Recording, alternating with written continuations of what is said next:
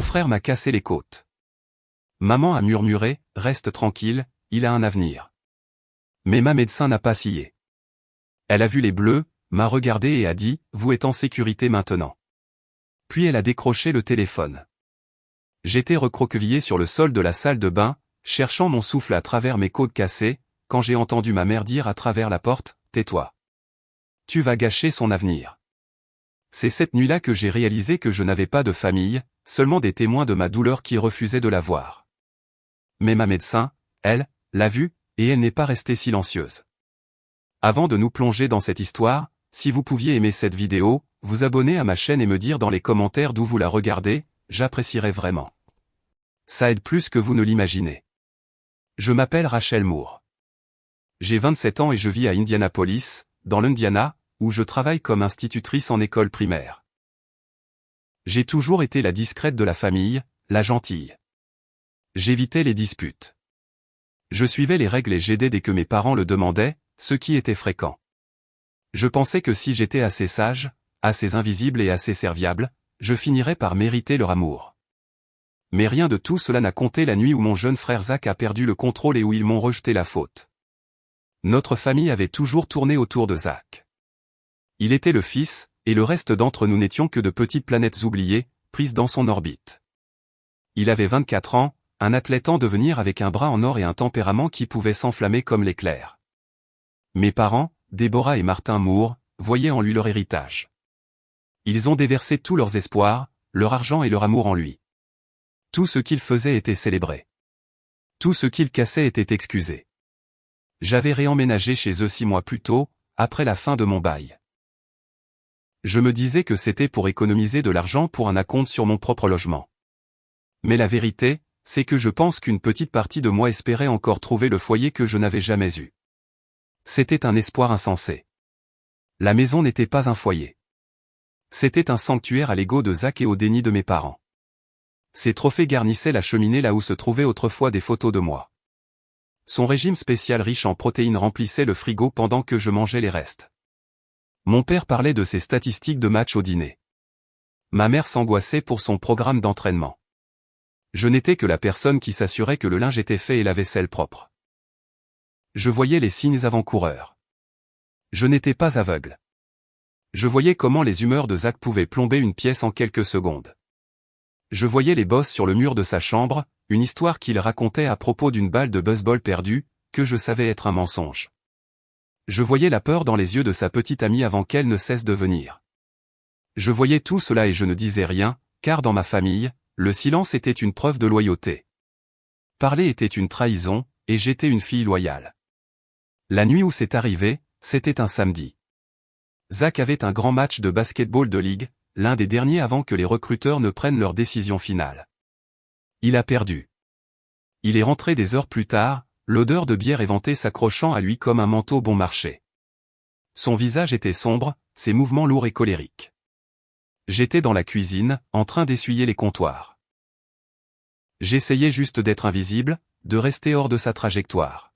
« Qu'est-ce que tu regardes ?» a-t-il grondé en jetant son sac de sport par terre. « Rien, Zach. » Je nettoyais juste, ai-je dit, d'une petite voix. Il a ouvert le frigo, a pris une bière et a claqué la porte. Toute cette saison est une blague. Le coach est un idiot. J'ai essayé d'être serviable. J'ai essayé d'être la bonne sœur. Ce n'était qu'un match. Tu les auras la prochaine fois. J'ai même réussi à esquisser un petit sourire faible. Ce n'est pas la fin du monde. Ce fut mon erreur. La blague, aussi petite et inoffensive soit-elle, fut l'étincelle qui mit le feu aux poudres. Ses yeux, déjà embrumés de colère, sont devenus noirs. « Qu'est-ce que tu as dit ?» a-t-il murmuré. C'était un murmure terrifiant, bas et dangereux. Rien. Je voulais juste. Je n'ai pas pu finir. Il a bougé plus vite que je ne pouvais l'assimiler. Il a attrapé le devant de ma chemise, ses phalanges s'enfonçant dans ma clavicule. Il était tellement plus grand que moi, tellement plus fort. Il m'a traîné à travers la petite cuisine et m'a violemment projeté contre le rebord du comptoir en granit.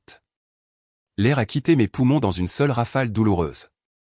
Une douleur aiguë et fulgurante m'a transpercé le flanc. Je me suis effondré sur le sol, ma vision se rétrécissant en tunnel. Je me souviens du carrelage froid contre ma joue. Je me souviens d'avoir essayé d'inspirer de l'air dans des poumons qui ne fonctionnaient plus. Puis est venu le coup de pied. Il a ramené sa jambe en arrière et m'a frappé sur le côté, juste là où j'avais heurté le comptoir. Un craquement écœurant a résonné dans la pièce silencieuse. Un son que j'ai senti au plus profond de mes os. Puis, plus rien. J'ai perdu connaissance. Quand j'ai repris conscience, le monde était un brouillard de douleur. Chaque respiration était une nouvelle vague d'agonie. J'étais toujours sur le sol de la cuisine. Ma mère était agenouillée à côté de moi, mais elle ne regardait pas mon visage. Elle regardait la porte, guettant l'arrivée de mon père. « Rachel » a-t-elle murmuré, sa voix pressante et froide. « Ton père arrive. Il faut que tu te lèves. » Je ne pouvais pas bouger. Je ne pouvais que halter. Je ne peux pas. Je n'arrive pas à respirer. Ses yeux ont enfin croisé les miens, et il n'y avait aucune sympathie en eux. Il n'y avait que de la peur. De la peur pour lui. « Écoute-moi » a-t-elle dit, sa voix baissant encore d'un ton. « Tu as trébuché. Tu es tombé et tu as heurté le comptoir. Tu m'entends? Dis que tu as trébuché. Tu sais à quel point il est sensible. Ça pourrait ruiner ses chances pour le repêchage. » Il m'avait brisé et elle s'inquiétait pour ses chances. J'ai réussi à ramper, centimètre par centimètre douloureux, de la cuisine à la petite salle de bain du rez-de-chaussée. J'ai verrouillé la porte et me suis laissé glisser jusqu'au sol, mon corps tremblant de choc et de douleur. Je les entendais chuchoter dehors. Le grondement sourd de mon père, les supplications paniquées de ma mère. Et Zach, je l'ai entendu monter et claquer la porte de sa chambre. Il est allé se coucher. C'est alors que j'ai entendu sa voix, claire à travers le bois de la porte. « Tais-toi » a dit ma mère. Ces mots, le coup de poignard final. Tu vas gâcher son avenir. Le lendemain matin, la douleur était une chose vivante en moi. Je ne pouvais pas me tenir droite. Je ne pouvais pas prendre une profonde inspiration. Mon père, Martin, m'a regardé avec un visage de pierre. Il n'y a pas eu de « ça va ?» Il n'y a pas eu de « qu'est-ce qui s'est passé ?» Il y a eu seulement un ordre froid et dur. Monte dans la voiture. Je t'emmène à la clinique d'urgence. Pendant le trajet, il ne m'a pas regardé une seule fois. Il fixait juste la route devant lui. « Tu es tombé dans les escaliers » a-t-il dit. Ce n'était pas une question. C'était un ordre. C'est ce que tu vas leur dire. Ta mère est anéantie. Zach est mort d'inquiétude pour toi. On n'a pas besoin d'un autre drame. Promets-le-moi, Rachel. J'étais si abattu, si conditionné à plaire que j'ai simplement hoché la tête. Un seul hochement de tête, sans larmes. Qu'est-ce qu'un mensonge de plus? À la clinique, les lumières fluorescentes aggravaient mon mal de tête. Une infirmière a pris mes constantes et m'a demandé ce qui s'était passé. J'ai récité la phrase que mon père m'avait donnée. Je suis tombé dans les escaliers. Les mots avaient un goût de poison. Puis la médecin est entrée. Elle avait des yeux bienveillants et une présence calme et posée. Son badge indiquait « Dr Mélissa Tran ». Elle a regardé mon dossier, puis moi. Elle a doucement appuyé sur mon flanc, et je n'ai pas pu retenir le cri de douleur qui m'a échappé. « Je dois faire une radio » a-t-elle dit doucement. « Mais d'abord, je veux que vous soyez honnête avec moi. La forme des ecchymoses ici, ça ne ressemble pas à une chute. » Elle s'est penchée un peu plus près, sa voix baissant. « Rachel, est-ce que quelqu'un vous a fait ça ?» Je me suis figé. Mon père était dans la salle d'attente, tapant probablement du pied avec impatience, s'attendant à ce que je sorte avec une ordonnance d'analgésique et une histoire qu'il pourrait contrôler. Toute ma vie, ma famille m'avait regardé, mais ne m'avait jamais vu. Il voyait une fille discrète, une aide pratique, un problème potentiel à gérer. Mais cette femme, cette étrangère, me regardait avec une inquiétude sincère. Elle voyait ma douleur. Des larmes que j'ignorais avoir ont commencé à monter dans mes yeux. Le barrage que j'avais construit en moi a commencé à se fissurer. Je ne peux pas, ai-je balbutié, pensant à la colère de mon père, aux supplications de ma mère, à l'avenir de Zach. La docteure Tran n'a pas insisté. Elle a juste hoché la tête. D'accord. Après les radios, elle est revenue dans la pièce et a fermé la porte. Elle a placé les clichés sur le négatoscope. Je pouvais voir les lignes sombres et déchiquetées sur l'image. Vous avez 2 côtes cassées et une autre fêlée, a-t-elle dit, son ton professionnel mais doux.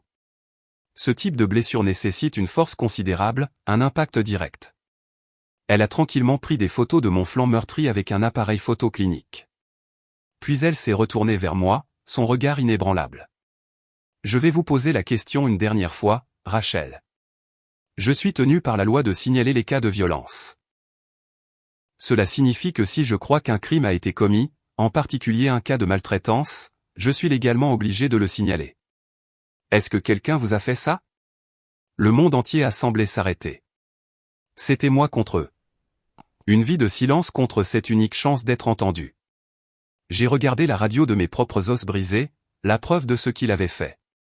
J'ai regardé cette médecin qui était prête à me défendre alors que mes propres parents ne le feraient pas. D'une voix qui n'était qu'un murmure, j'ai dit la vérité. Mon frère. Les mots flottaient dans l'air, petits mais lourds. J'ai immédiatement commencé à pleurer, la suppliant de ne rien faire. S'il vous plaît, ne le faites pas. Vous ne comprenez pas. Ça va déchirer ma famille. Ça va ruiner sa vie. Sa vie? A dit la docteure Tran, sa voix ferme mais pas méchante. Rachel, il vous a cassé les côtes. Et votre vie à vous? Je ne peux pas et je ne laisserai pas passer ça. Ma responsabilité est envers vous, ma patiente. Et d'un seul coup, le choix n'était plus le mien. Elle a passé l'appel. Elle a averti les services de protection de l'enfance, car je vivais dans la maison où l'abus s'était produit, et ils ont à leur tour prévenu la police. Le temps que mon père me ramène à la maison, le monde avait changé. Une voiture de police était garée dans notre allée. Zach a été emmené pour interrogatoire. Au moment où j'ai franchi la porte, la trahison de ma famille a été instantanée et absolue. Ma mère m'a regardé avec une haine pure. « Que as-tu fait » a-t-elle hurlé. Mon père m'a attrapé le bras, ses doigts s'enfonçant dans ma peau. « Je t'avais dit de la fermer » a-t-il sifflé, son visage à quelques centimètres du mien. « Tu viens de détruire l'avenir de ton frère. J'espère que tu es contente. » Mais je n'écoutais plus. Le brouillard de peur et d'obligation commençait enfin à se dissiper. Pendant qu'ils criaient, pendant qu'ils concentraient toute leur énergie à protéger leur fils violent, je suis passé devant eux. Je suis allé dans ma chambre, j'ai sorti la valise que je n'avais jamais complètement défaite et j'ai commencé à y mettre mes vêtements. Je n'avais pas de plan. Je ne savais pas où j'irais. Je savais juste que je ne pouvais pas y rester une seconde de plus. J'avais déjà fait mes valises. Les premières semaines ont été floues. La docteure Tran a été mon ancre. Elle m'a donné le numéro d'un réseau local de foyers pour femmes. Ils n'avaient pas de place dans leur bâtiment principal, mais ils m'ont aidé à trouver un petit appartement subventionné de l'autre côté de la ville. Il était minuscule et presque vide, mais il était sûr. Il était à moi. La première chose que j'ai faite a été de demander une ordonnance de protection contre Zach. Me tenir au palais de justice, les mains tremblantes en remplissant les papiers, a été la chose la plus difficile et la plus libératrice que j'ai jamais faite. Ma famille n'a pas lâché. Les appels et les SMS étaient incessants. Ma mère laissait des messages vocaux en larmes sur la façon dont je déchirais la famille. Mon père envoyait des SMS menaçant de me couper complètement les vivres, comme s'il ne l'avait pas déjà fait des années auparavant. Ils ont tout essayé. La culpabilité, la honte, les menaces, même de fausses excuses de Zach qu'ils avaient probablement tapées eux-mêmes. J'ai bloqué leurs numéros. Tous. La docteure Tran m'a mise en contact avec une avocate pro bono, une femme redoutable nommée Sarah, spécialisée dans les cas de violence domestique. Sarah m'a aidé à poursuivre Zach non seulement pour mes frais d'hôpital, mais aussi pour dommages moraux. Le procès et le rapport de police sont remontés jusqu'à sa ligue de basketball. Son contrat a été suspendu indéfiniment en attendant l'enquête. Son avenir doré était soudainement couvert de la boue qu'il avait lui-même jetée. J'ai commencé une thérapie. J'ai parlé de tout. Des côtes cassées, oui, mais aussi de toute une vie de petites blessures. Le sentiment constant d'être une seconde option, la douleur profonde et creuse d'être émotionnellement abandonné par les personnes qui étaient censées m'aimer le plus. Lentement, j'ai commencé à guérir. J'ai mis des photos dans mon nouvel appartement. J'ai acheté une petite plante. J'ai commencé à dormir toute la nuit sans me réveiller en sueur froide. Quelques mois plus tard, j'ai vu une annonce pour une subvention communautaire locale. C'était pour de nouveaux programmes visant à aider les jeunes à risque. Une idée a germé dans mon esprit. Une idée née de ma propre douleur. J'ai passé des semaines à rédiger une proposition pour un programme parascolaire pour les jeunes filles issues de foyers violents ou négligents. Un espace sur où elles pourraient être entendues, où elles pourraient apprendre que leur voix compte. J'ai obtenu la subvention. J'ai nommé le programme « Les silencieux devraient parler, The Quiet Should Speak ». Le coup de grâce est venu environ 1 an après l'agression. Mon programme était un succès. Nous organisions un petit événement de collecte de fonds communautaires dans une bibliothèque locale. J'étais au podium, partageant un peu de notre mission, quand les portes du fond de l'auditorium se sont ouvertes en grand. C'était Zach. Il avait l'air mal en point. Il n'avait pas obtenu de nouveaux contrats. Le procès lui avait coûté cher. Il avait l'air plus mince, mais ses yeux contenaient la même vieille rage. « Toi » a-t-il crié en me pointant du doigt. La salle est devenue silencieuse. « C'est toi qui as fait ça. Tu as ruiné ma vie. Tout ça à cause d'une stupide chute. » Mon cœur martelait contre mes côtes. Les mêmes côtes qu'il avait cassées. L'ancienne Rachel se serait recroquevillée. Elle se serait cachée. Elle aurait voulu que le sol l'avale tout entière. Mais je n'étais plus l'ancienne Rachel. J'ai calmement posé mes fiches sur le podium. Je suis descendu de la scène et j'ai marché lentement vers l'allée centrale pour que tout le monde puisse me voir clairement. Je suis resté là, dans le silence de l'auditorium, et je les regardais droit dans les yeux. Puis je me suis tourné vers la foule de sympathisants, de parents et de jeunes filles que mon programme aidait. Ma voix n'a pas tremblé. Elle était claire et assurée. Voici, dis-je, mon regard balayant les visages stupéfaits, l'homme qui m'a cassé les côtes. J'ai laissé les mots s'imprégner. Puis j'ai livré la vérité finale. Et voici la famille qui m'a dit de me taire.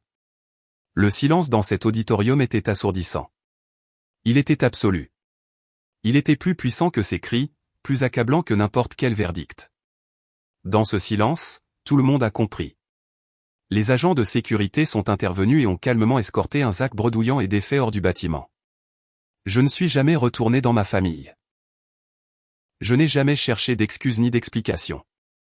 Je n'en avais pas besoin. La vie de Zach n'a pas été ruinée par moi. Elle a été ruinée par ses propres actions. Mes parents n'ont pas perdu une fille.